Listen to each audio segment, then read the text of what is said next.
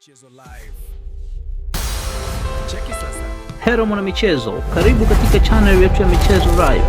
Usisahau kusubscribe, kulike, kucomment na kushare na marafiki ili waweze kupata habari zinazohusu michezo. Yanga SC imeshindwa kutumia vema faida ya kucheza nyumbani baada ya kulazimishwa sare ya bao 1-1 na mabingwa wa Afrika Al Ahly katika mchezo wa marudiano wa ligi ya mabingwa Afrika uliochezwa kwenye uwanja wa New Aman Complex Zanzibar.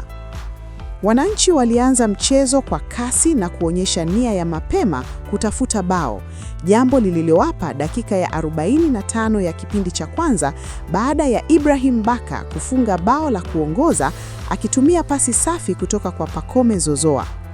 Bao hilo liliwapa morali kubwa Yanga na kuwafanya waende mapumzikoni wakiwa mbele kwa bao 1-0. Kipindi cha kwanza kilikuwa na ushindani mkubwa, kasi na burudani ya hali ya juu, huku vigogo hao wa soka la Afrika wakipambana vikali. Al Ahly walitengeneza nafasi kadhaa hatari, ikiwemo ile ya Zizo aliyempasia Mahmoud Trezeguet, lakini umakini wa safu ya ulinzi ya Yanga pamoja na kipa uliwanyima mabingwa hao nafasi ya kusawazisha kabla ya mapumziko.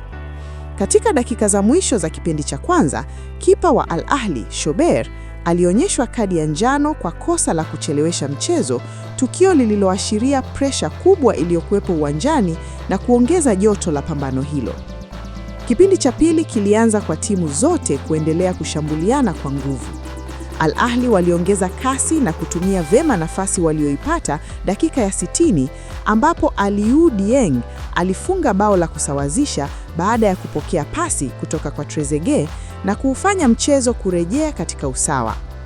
Licha ya Yanga kujaribu kusaka bao la ushindi hadi mwisho wa mchezo, ulinzi wa Al Ahly ulisimama imara na kuwalazimisha wenyeji kukubali sare hiyo ya bao 1-1.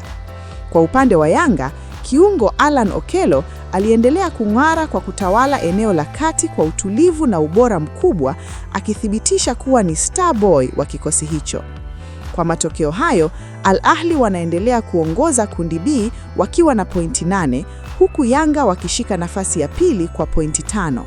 JS Kabylie na AS FAR wanabaki mkiani mwa kundi hilo wakiwa na pointi 2 kila mmoja. Asante kwa kutufuatilia mpaka mwisho.